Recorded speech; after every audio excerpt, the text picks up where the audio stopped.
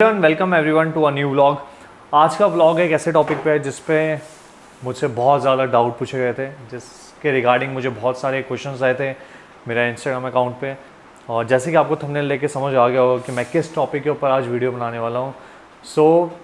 ये टॉपिक एक ऐसा मेजर टॉपिक है जिसके ऊपर लोगों को बहुत ज़्यादा डाउट रहता है। लोगों को लगता है कि इंडियन नेवी और मर्चेंट नेवी दोनों ही सेम चीज़ें हैं, शायद बहुत ही हल्का सा डिफरेंस है दोनों में। तो मैं बताना चाहता हूँ कि ये बिल्कुल ही डिफरेंट है, तो उसके लिए देखना पड़ेगा आपको पूरा vlog. So stay tuned, will be back.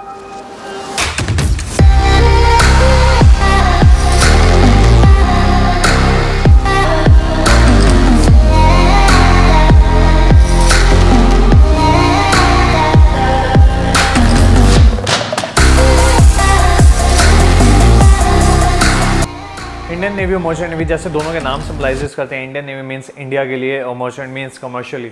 तो Indian navy Indian arm force का एक नेवल डिवीज़न है जो कि देखती है प्रॉपर वॉरशिप्स जो कि सी पे होते हैं, और प्लेन्स जो प्लेन्स कैरियर होते हैं वो उसके लिए यूज़ होती है इंडियन नेवी। वो प्रॉपरली खाली डिफेंस के लिए की गई है। और जो मर्चेंट नेवी होती है, मर्चेंट नेवी में बेसिकली क्रूज शिप्स और बाकी जो शिप्स होते हैं वो यूज़ किए जाते हैं कमर्शियल एस्पेक्ट्स के लिए और पैसेंजर्स को एक कंट्री से दूसरी कंट्री ले जाने के लिए। इंडियन नेवी की बात की जाए तो थ्रेट अगेंस्ट टेररिज्म को पूरा हैंडल इंडियन नेवी करती है जो कि सी पे होता है। और जो मर्चेंट नेवी होती है वो होती है टोटली डिफरेंट। उसका कोई कॉम्बैट से कोई रोल नहीं होता, ना उनके पास कोई वेपन्स अलाउड होता है और ना कोई शिप पे हमें ये बोला जाता है कि अगर कोई पायरेट्स आ रहे हो तो आपको वेपन्स अलाउड है कैरी करना। उसके लिए हमारे लिए स्पेशली आर्म गार्ड्स आते हैं शिप पे, वो उनकी रिस्पॉन्सिबिलिटी होती है, बट हमें वेपन्स तब भी अलाउड नहीं किया जाता। But on the other hand Indian navy में सब कुछ अलाउड होता है। कैरी करना है नेवल शिप पे वेपन्स अलाउड होता है टोटली।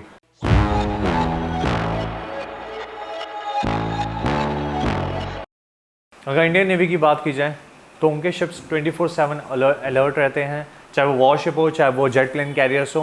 और वहीं पे मर्चेंट नेवी के शिप्स भी 24/7 उनका कमर्शियल ट्रेड चलता रहता है, क्योंकि जो वर्ल्ड का 95% कमर्शियल ट्रेड है वो होता है शिप के थ्रू, और आप इसमें नहीं रोक सकते। टाइम ऑफ पैंडमिक सारे ships all over the world चल रहे थे, किसी को भी रोका नहीं गया था। और वहीं पे सबकी आर्मीज़ और फोर्सेस जैसे इंडिया की इंडियन नेवी और आर्म फोर्स और एयरफोर्स, ये तीनों की तीनों नेवीज़ अपना अपना भी होती है, वो आती है सेंट्रल गवर्नमेंट ऑर्गेनाइजेशन के अंदर।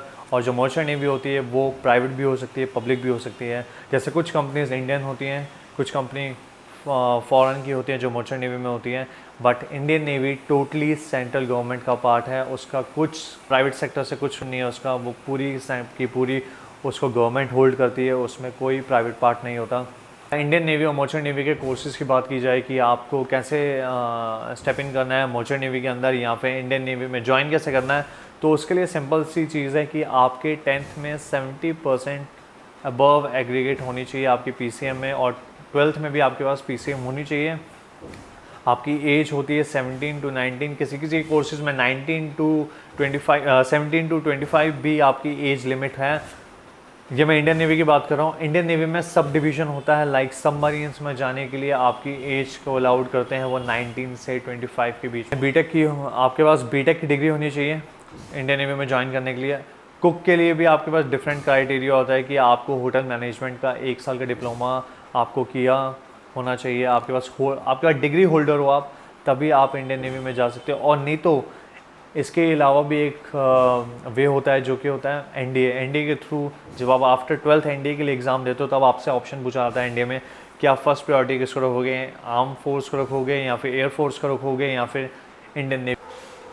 इंडियन नेवी में ज्वाइनिंग के लिए जब आपका एग्ज़ाम होता है जो कि ऑल इंडिया लेवल पे होता है, आपकी उसमें ऑल इंडिया रैंक देखी जाती है, आपका एसएसबी क्लियर आपने किया है वो देखा जाता है, और आपके वो एग्ज़ाम देने के बाद मतलब आपकी जब रैंक आ जाएगी आपके पास 1 साल का पीरियड का टाइम होता है कि आप इंडियन नेवी ज्वाइन कर लो। अगर आपने 1 साल के पीरियड में नहीं ज्वाइन किया, मतलब आपकी रैंक आई थी एसएसबी में और ऑल इंडिया रैंक और आपने एसएसबी भी क्लियर किया, तो बट आपने इंडियन नेवी नहीं ज्वाइन की 1 साल की पीरियड के अंदर, तो आप उसके बाद नहीं ज्वाइन कर सकते। एलर्जी की है की इंजीनियरिंग की है तो आप कैसे ज्वाइन कर सकते हो, अगर आपने मैकेनिकल इंजीनियरिंग की है तो आप कैसे ज्वाइन कर सकते हो। तो इसमें डिफरेंट कोर्सेज बताए हैं, डिफरेंट डिवीजन बताए हैं, एनडीए का लेवल बताया, आफ्टर 12th बताया। इसमें सबमरीन में अगर आपको जाना है तो क्या क्राइटेरिया होता है, तो ये डिफरेंट चीज़ें मैटर करती हैं। डिफरेंट क्राइटेरिया होता सेम ही है कि आपके पास पीसीएम होनी चाहिए डायरेक्टली अगर आपको ऑफिसर के लिए जाना है, क्योंकि शिप पे 2 डिवीज़न होते हैं, एक डेक इंजन और उन दोनों में भी डिवीज़न होते हैं कि हाँ, एक गैली डिपार्टमेंट होता है, एक होता है क्रू।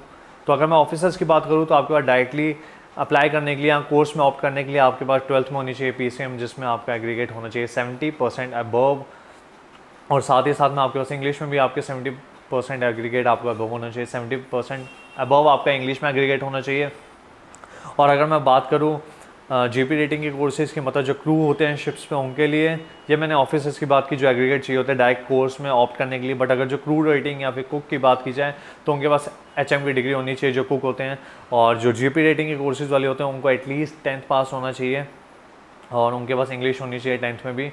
और उसके साथ साथ उनके कोर्सेज डिफरेंट होते हैं, जो कि होता है GP रेटिंग कोर्स, और यहीं पे मर्चेंट नेवी में जो दूसरे कोर्स होते हैं डेक डिपार्टमेंट के लिए और इंजन ऑफिसर्स के लिए, उनमें ये एग्रीगेट सेम रहता है कि आपकी 70% के अबव अगर आपकी परसेंटेज थी PCM में 12th में, तभी आप कोर्स के लिए ऑप्ट कर सकते हैं।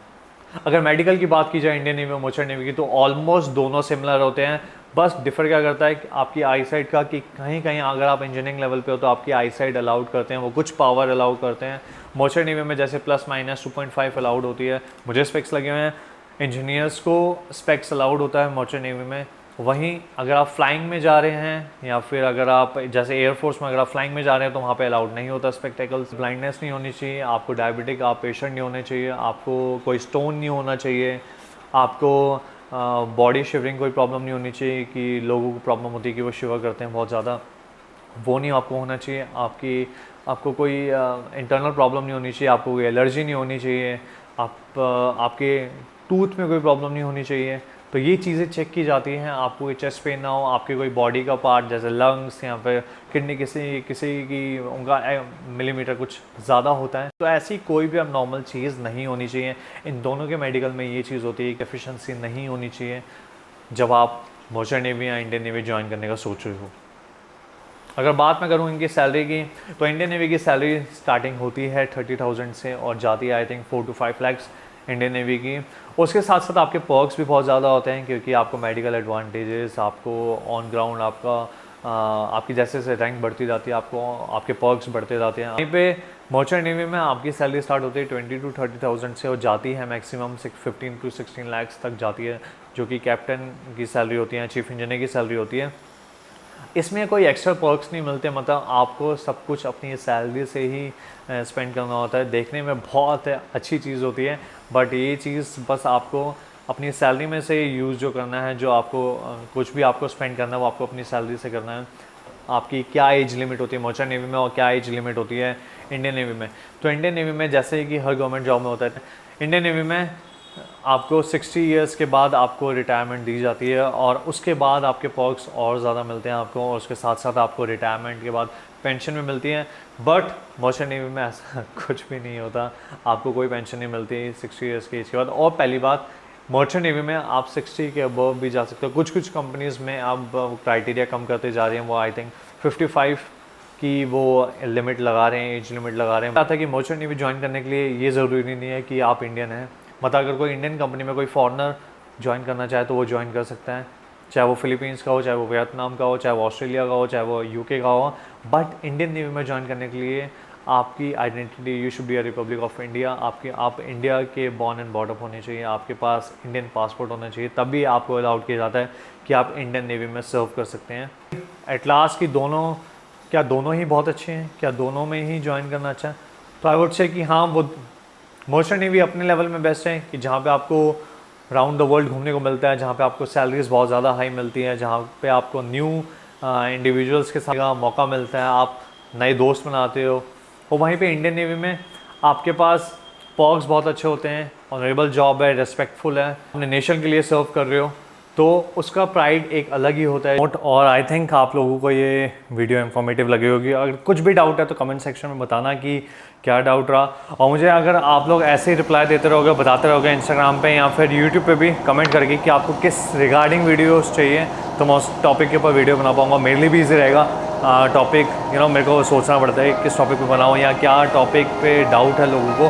तो अगर आप लोग मुझे बताओगे तो मैं और ज़्यादा वीडियो बनाऊँगा। तो टिल देन साइनिंग ऑफ, मिलते हैं न्यू ब्लॉग में एक न्यू वीडियो के साथ। अगर आप लोग बताओगे तो ठीक है, नहीं तो फिर कोई और वीडियो बना लेंगे। Till then signing off, Delhi वाला सेलर।